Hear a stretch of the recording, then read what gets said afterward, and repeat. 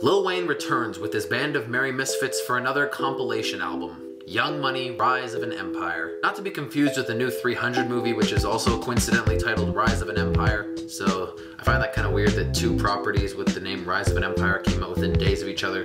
But anyway, the follow-up release from Lil Wayne's Young Money Collective after 2009's We Are Young Money. If any of you remember that, it gave us hits like Bedrock,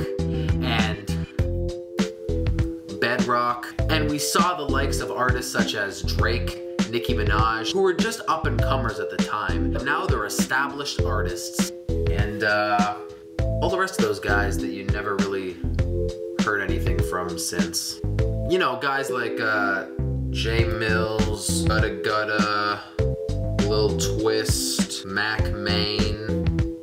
And since the last time, they've had some new signees. Ori Guns, Euro, Flow. I know what you're probably thinking, there are so many signees to this label, and you're absolutely right. And Lil Wayne does not know how to handle all of these artists at all. With the exception of about 3 or 4 artists, none have seen major label releases. Plenty of his signees do not even appear on this album. The highlight of the album is the track Trophies, which, if you remember, was a throwaway from Drake's album Nothing Was the Same that he released free like almost 3 months ago. It just kind of goes to show how thrown together this effort is. This album features tracks with the titles Bang, We All Right, Fresher Than Ever, Lookin' Ass, and Senile. Which, okay, I'll give it that. Senile, everybody did their thing. Tyga, Nicki, and Wayne.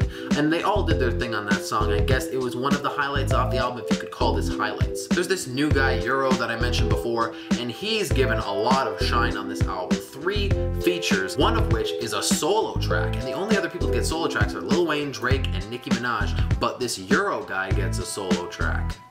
Hey Lil Wayne, how about giving Gutta Gutta a solo track? The guy who's been on the friggin' label from the get-go.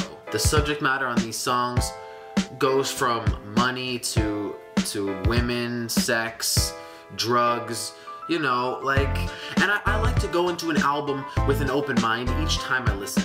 Even if it's from an artist that I previously disliked, if they have a new effort that seems to be switching things up, I will go in it open-minded. As far as Young Money and this crew, this collective, this is what we're going to get forever. If people continue to buy this mediocre to awful content, they will keep putting out said mediocre to awful content. Why change if you're still bringing in the money with this kind of music? Lil Wayne believes clearly, as far as running a record label, which he should not be running a record label, he should go with quality over quantity.